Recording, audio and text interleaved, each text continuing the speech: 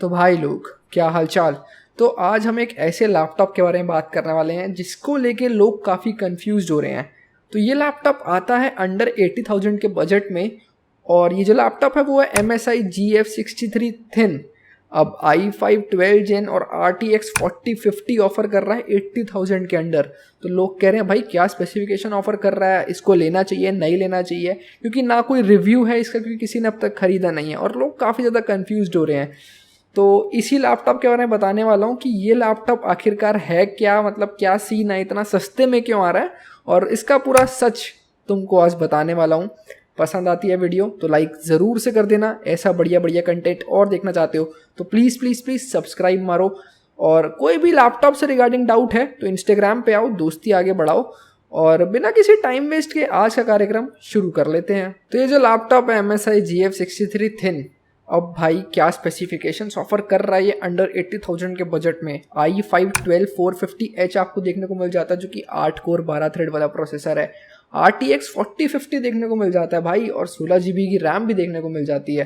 तो यार specification wise तो ये लैपटॉप क्या ही गजब लग रहा है। बट इसमें झोल है, और क्या झोल है वही बताऊंगा तुमको। सबसे पहले तो ये सुन लो, ये लैपटॉप मैं लेने को अभी बिल्कुल रिकमेंड नहीं करूँगा, क्योंकि भाई बताता हूँ क्यों नहीं करूँगा। अब आपको जो क्या कहते हैं लग रहा होगा कि भाई स्पेसिफिकेशंस तो बहुत अच्छी हैं, तो ये बंदा हमको सजेस्ट क्यों नहीं कर रहा है ये लैपटॉप। बताता हूँ क्यों नहीं कर रहा हूँ। सबसे पहली बात तो इसका जो नाम है ना, MSI GF63 थिन। तो ठीक है, ये एक थिन, ये जो थिन है ना, ये बहुत बड़ा एक सवाल इसके ऊपर डाल देता है। तो पहली बात तो भाई ये नॉर्मल गेमिंग लैपटॉप से थोड़ा सा ट्वीक्ड है। अब इसका जो i5 12 जेन है ना, वो वैसी परफॉर्मेंस नहीं देगा जैसा एक i5 12 जेन यानी कि 12450H को देनी चाहिए, उससे कम परफॉर्मेंस देगा। सही बताऊं तो ये वाला जो i5 12 जेन है ना, ये Ryzen 7 5800H जैसी परफॉर्मेंस देता है अगर हम इसको देखें तो, बट ये वैसी परफॉर्मेंस नहीं देगा, ये उससे थोड़ी सी कम परफॉर्मेंस देगा। अब मैं ऐसा क्यों कह रहा हूँ वो भी मैं आपको बताता हूँ। दूसरी बात, अब आपको लग रहा है भाई लेकिन इसमें तो RTX 4050 है, हम हल्की बहुत प्रोसेसर की परफॉर्मेंस से कॉम्प्रोमाइज़ कर लेंगे, लेकिन इसमें RTX 4050 है, वो भी 80,000 में कौन देता है।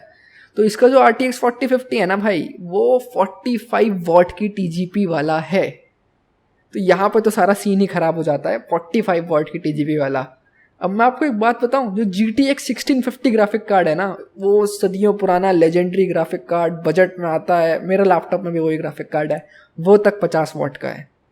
अब मैं सही बताऊं तो भाई GPU परफॉर्मेंस वॉटेज के चक्कर में बहुत ख़त्म होएगी।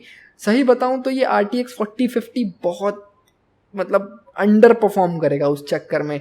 और जिसके लिए मैं आपको ये नहीं बोलूँगा कि भाई आप 80,000 रुपये खर्च कर दो, आपको 80,000 रुपये में सही बताऊं तो इससे ज़्यादा बेटर ऑप्शंस मिल जाते हैं। अब और सुनो थोड़ा, अभी मेरे पास और बुराइयां हैं इस लैपटॉप को लेके थोड़ी।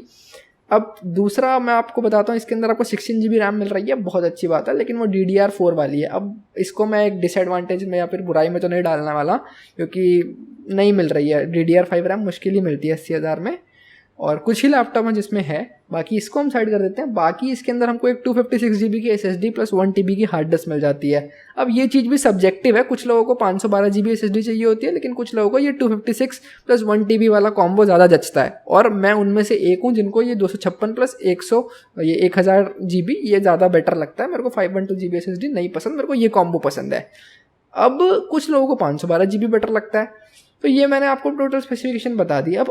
अब आप लोग सोच रहे होगे कि भाई अब इस लैपटॉप को आप किस चीज़ के लिए लोगे, या तो आप गेमिंग वगैरह के लिए लोगे, या तो आप क्या कहते हैं कंटेंट क्रिएशन या फिर प्रोडक्टिविटी के लिए लोगे, क्योंकि 80,000 का लैपटॉप आप नॉर्मल यूजेज के लिए तो लोगे नहीं। अगर आपको सिर्फ नॉर्मल यूजेज ही करनी होती तो आप एक 40-50 हज़ार वाला लैपटॉप लेके भी काम चला सकते थे।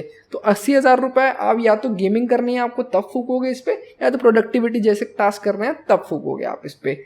अब मैं आपको बताता हूँ, अगर आपको इसमें गेमिंग करनी है, ठीक है, तो गेमिंग करनी है तो आप सोच रहे हो 80,000 में हम इसमें दबा के गेमिंग करेंगे तो भाई दिक्कत करेगा। पहली बात तो मैंने आपको बताया कि GPU भी इसका 45 वॉट वाला है, और i5 12 जेन 12450H वो भी उतनी परफॉर्मेंस नहीं देगा जितनी उसको देनी चाहिए। तीसरी बात, जैसा कि मैंने बोला, ये MSI GF63 थिन है, थिन। तो इसके जो थर्मल्स है ना वो भी मैं आपको बताता हूँ। इसके अंदर आपको सिंगल फैन सेटअप मिलता है। पहली बात तो एक गेमिंग लैपटॉप जो कि इतने तगड़ी स्पेसिफिकेशंस के साथ आ रहा है उसमें आपको एक सिंगल फैन सेटअप मिल रहा है। तो मैं आपको सही बताऊं तो अगर आप इसको ले रहे हो कि भाई मैं इससे प्रॉपर गेमिंग करूँगा तो भाई थर्मल साथ नहीं देंगे तुमको। सही बताऊं तो तुम्हारे पास एक ऐसा रूम होना चाहिए जिसमें तुम्हारे मस्त एसी लगा हुआ है, जिसके अंदर अच्छी ठंडक होनी चाहिए और एक कूलिंग पैड लगाओगे तब थोड़ा बहुत काम चलेगा। ऐसे तो ये लैपटॉप इतना उबल जाएगा कि तुम सोच भी नहीं सकते हो, ठीक है।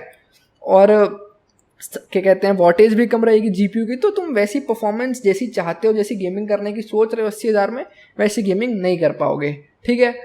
अब क्या कहते हैं या तो गेमिंग नहीं करनी तो तुम फिर लोगे इसको प्रोडक्टिविटी करने के लिए। प्रोडक्टिविटी जैसे कि तुमको या तो वीडियो एडिटिंग करनी हो, ग्राफिक डिज़ाइनिंग वगैरह करनी हो, अब ये सब काम करना हो, 3D मॉडलिंग, तो उसमें भी मैं तुमको कहूँगा कि नहीं। पहली बात तो इसके थर्मल्स ख़त्म है। प्रोडक्टिविटी में भाई हाँ, अगर तुम अच्छा खासा CPU इंटेंसिव काम कर रहे हो तो हीट जनरेट होती है, तो थर्मल्स की दिक्कत सबसे बड़ी तो ठीक है, चलो वो तुम ओवरकम कर सकते हो एक कूलिंग पैड और तगड़ा AC लगा के ठंडक वाले माहौल में रख के। बट अब इसकी डिस्प्ले को देखो भाई, तुमको इसके अंदर एक 45% NTSC वाली डिस्प्ले मिल रही है जो कि वही एकदम IPS पैनल है, कोई कलर एक्यूरेट नहीं है। तो भाई ना तुमको एक अच्छी डिस्प्ले मिल रही है कि तुम गेमिंग की जगह इसको प्रोडक्टिविटी या फिर वीडियो एडिटिंग वगैरह के लिए अच्छे से यूज़ कर पाओ, क्योंकि कलर एक्यूरेसी तुमको इसमें मिलेगी नहीं।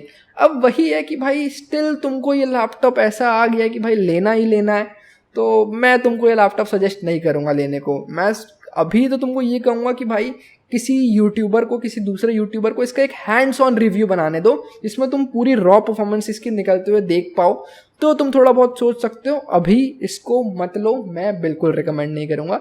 मैंने अपने पॉइंट्स भी तुम्हारे सामने रख दिए हैं। अब 80,000 से नीचे अगर कोई दूसरा लैपटॉप तुम ढूंढ रहे हो तो मैं तुमको फिर एसर नाइट्रो 5 सजेस्ट कर सकता हूँ, ये सजेस्ट तो मैं बिल्कुल नहीं करूँगा। बाकी इसका एक और भाई भी है MSI GF63 थिन जो कि 85,000 का है, उसके अंदर 4050 की जगह 4060 मिलता है। तो तुम सोच रहे होगे कि भाई वो है थोड़ा पैसा खर्च करके या तो वो ले ले, तो वो भी बता दूं उसका 4060 भी 45 वॉट वाला ही है और वही थर्मल वर्मल की दिक्कत है। तो no, it is a big no from my side. बाकी यही था आज की कुछ वीडियो में। कोई और डाउट वगैरह हो इस लैपटॉप से रिगार्डिंग तो कमेंट सेक्शन में पूछ सकते हो, इंस्टाग्राम पे पूछ सकते हो, कोई दिक्कत नहीं है। मिलता हूँ आप सभी से अगली वीडियो में, तब तक के लिए बाय।